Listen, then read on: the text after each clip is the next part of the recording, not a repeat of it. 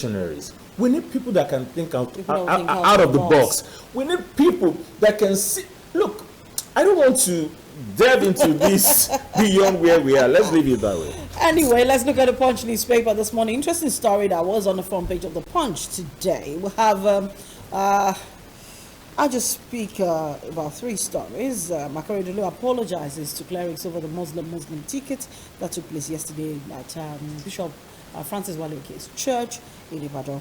The Labour Act, aviation workers issue 14-day ultimatum. Gridlock traps Lagos Ibadan motorist passengers for 16 hours. Now that I am really interested in. So quite a number of people were complaining about the traffic as at 10:30, 11 last night. It still was so blocked that about 45 minutes, it took about 45 minutes for somebody who was coming to the office here to navigate from Magburi to Ikeja. 45 minutes in traffic. Now that's a 10-minute distance at night when the road is free. My question is it the road construction? He said no. Okay. He said he really cannot figure out what the problem was. He just knew that the traffic was so bad. And it's been so bad. No, I don't think we should rule out the road construction. Why? Because that road is divided already. Yes. Don't forget, they had partitioned that road. So ordinarily, if they had not done that, they will have a wider road, right, to use. It would have reduced the traffic. So you cannot say that construction is not it. It is a major factor here. So you can't take it out. And federal government apologized the other time and told us they were going to work on it to ease this whole mess. It has gotten worse. Today, we've not seen any change in that. And it's because sometimes when they give all these contractors work to do, nobody supervises them. Nobody tells them, nobody consider the people. I've given a contractor job, then the contractor go on the road or go anywhere to execute his own job. And he doesn't even care about his surroundings. That is where somebody will be given a job on the road. He cannot create an alternative route for people to take pending the time he's going to fix a particular road. So these are challenges also. Now they have told us, in fact, it wasn't not 2 weeks ago, they told us that they were going to work on it, but there is no ease in the traffic as far as we're concerned, because the traffic is still as bad as it is. I think it still has to do with us. Worse. People are now beginning to leave squats, outside of their immediate environment because it's increasingly becoming difficult. Somebody was going to work yesterday, left home at 7, he got to work at 2 p.m. Oops. So what exactly is he supposed to do? If he wasn't the owner of the business, the man now said, oh, I now understand why my staff are always late. Meanwhile, he used to deduct 2,000 naira from them whenever they come late to work. Now everybody is saying, you know what, if you don't have to come, you can work from home. So it's becoming a really big challenge. And people are not just stuck on the expressway, trying to just make it work. People are stuck all of the time. How can you even be effective if you're going to work and you leave your house at 7 a.m. and you're getting to work at 2? How effective will you be at work? What brain do you want to use? Seriously? You are exhausted before you go. And then there is this spate of, broken down vehicles on our roads now. Almost everywhere we go to, there are broken down vehicles. Yesterday alone, I'm still checking the FRSC traffic report. It's right in front of me as we speak right now. And they're talking about broken down BRT bus, broken down truck, broken down vehicle, broken down bus. And because they have this rescue vehicles who are supposed to come and lift. As they're lifting one, they've not gone far. Another one has broken down. Which comes back to the maintenance culture of the average Nigerian. Your vehicle is not fine. Your vehicle is having a issue. And then you put your vehicle on the road, and then you go in traffic. That vehicle, they say they cannot do slow drive. Then you put the vehicle on a road that will keep you for at least 20-25 minutes. Your vehicle breaks down in the middle of nowhere. You delay other people are going to work for 1 hour before they are able to get to the middle where you are to pick your vehicle and load it and then take it off. I mean, it's also part of the things that we're talking about. If your vehicle is not good, go and board a bus. Board a bus. Stop blocking the road. You already know your vehicle is not in good condition. People say, I have fuel, but I don't have transport fuel. There's so many things that I keep hearing when we talk about this. The students have decided to block the Lagos-Ibadan Expressway. Despite the fact that we're talking about this traffic that is not ending soon, our students have decided to block Lagos-Ibadan Expressway. I don't see that as I thought the case was in the National Industrial Court.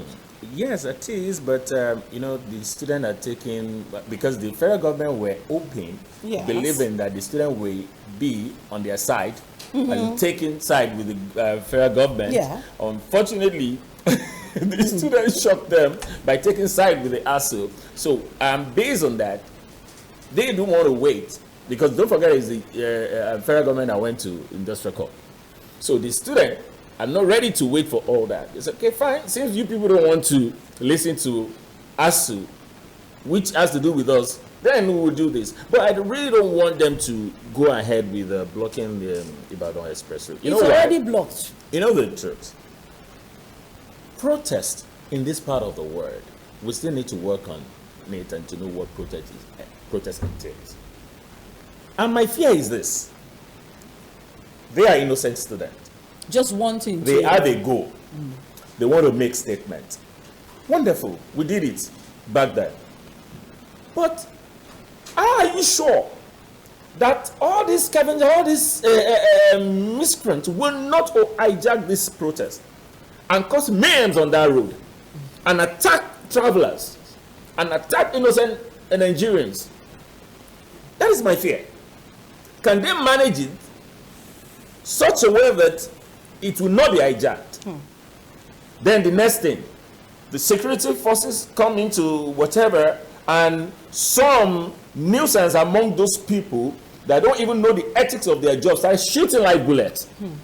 And then we start hearing casualties. I don't want to see that. I don't want to hear that. So reason why I'm appealing to Nance to look at this critically and find a better way than where we are today. All right, just as we want to get off this segment, one particular issue I'd like us to take a look at. Akeredolu, apologizes and spoke to clerics, Christian clerics, about the ticket of the APC. But that's not the only issue. Just yesterday, the campaign council, it's on the front page of the Nigerian Tribune, the campaign council, APC presidential campaign, or APC campaign council, accuses Obi of playing ethnic card. There was the rumor on social media yesterday that Asiwaju Bola Ahmed Tinubu is pulling out of the presidential race because of on health grounds. If you're very familiar with the story, or with stories, and you follow the campaign trail, closely, you find out that last week Asiwaju was in Jigawa, he was in Kano, he was in Abuja to meet with ASU, and then he was in Lagos during the weekend. He was back in Abuja yesterday. So I'm just wondering which health grant are they talking about? But anyway, that's of the point. Another story also last week that also took prominence in the media was this interview that was granted by a man, I think Mr. Bank Anthony, Tunde Bank Anthony, on Channels Television. And it was about this issue of Asiwaju claiming, people who are campaigning for Asiwaju claiming that Asiwaju built Lagos. And I know people try to clarify what Lagos was like before Asiwaju Bola Ahmed Tinubu's tenure as governor, and what Lagos was like after his tenure. You've been a Lagosian all your life. Yeah. You are a born, bred, buttered Lagosian. I am son of the soil. Now that's why I said born. I can be born here, buttered here, bred here, okay, and may not be son of the soil. Okay, so now son of the soil, and I want him man to be precise. Thank you. And you're here. Yeah. You grew up here. You were here during the 1993 crisis. You were here. And I remember we talked about Alhaji Lateef Jakonde when he passed. You were here and you're still here. What are your perspective about these things when you hear it? Is it a lexicon problem where people are using the word built Lagos as against saying developed? I don't get it. What exactly is the problem? Okay, before I venture into that, on the health ground of Asiwaju, look, I've always said this. All of us are sick. All of us. Which part of our sickness? Let them owe you. and you don't have access to those food and those things, and let me see whether something will not come out from your system, and they say something is wrong with you. Look, that is by the way. So we are all sick. We are all sick. Nigerians. It's just the grace of God. All over the world. The whole world. Everybody is sick. Good. That is what makes you human being.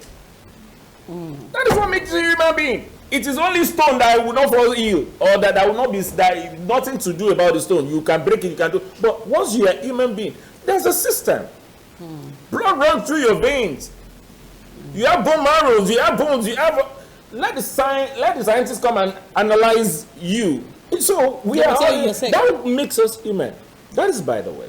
Now you say somebody is sick. Are you his doctor? Do you have his reproductor's, his medical report to know if he's sick or not? I'm sure the person that is talking, check that person very well. Very, very even worse than the person is. Now, somebody is moving. Yeah, you can say, I was talking to some group of people. They say, no, because of his adrenaline. You know, he wants to become president, so the adrenaline is working. At what age? 17? No, you know, of course, adrenaline can help. He's working, and I look and I laugh. I said, look, stop this. Stop this. All of us, we live by the grace of God. And what he eat, whatever money and all that. So look, don't say you don't have his medical report to say as a fact that this man is sick. So if there's one illness there or something, pinch of illness here and there, then it doesn't mean that he's not human and that cannot still achieve whatever he wants to achieve. Recently, the monarch, Queen Elizabeth, died at 96. How many times have you not heard, she was in the hospital, she was something, and she still lived to 90. So what are we talking about? And is it that she didn't deliver, what she was supposed to do, her responsibility? And she still worked all the way to the day of her death. Joe Biden, we hear, and is he not working? He's going to be 80. And he said he's running for second time. Look, don't even, you see, so that is by the way. Now, back to Lagos. Now, let's clear this. A lot of people go, yeah, he built, he there. Lagos has been there. Lagos was once the capital of Nigeria. Yes. So, Lagos has been there. But me, as Olayinka, was it the Lagos that I saw in the 80s that I am seeing today? It's a no. No, let's even look at, like you're seeing today, let's look at the Lagos that you saw in the 80s, the Lagos you saw in the 90s, versus the Lagos you saw between 1999 and 2007. I didn't want to breaking it down like that. That's the reason why I said the Lagos I saw in the 80s, I just like, okay, in the old, when I was growing up, that at least in the 80s, I can say I know some things. And today, I can also say I know some things. So now the question is, Baba Jakonde tried in his time. Yes. He did well at that time. And that was what, because he was able to do according to what he had in his hand to use to bring Lagos to where Lagos was as at that time. Yes, he did. But let us now look at it. We had break in transmission. After Baba Jakonde, we had military people. Took over, and they were doing their things. And they care not, they care less. It was just about the decree the Oga gives them, and they could move anybody. So really, nobody cares about what was happening. Now Lagos was standstill, was stagnant. We could not say, okay, there was some major improvement. Maybe when Mara came, there was a little bit of it. Of improvement when Mara came as the administrator there. But what are we saying here?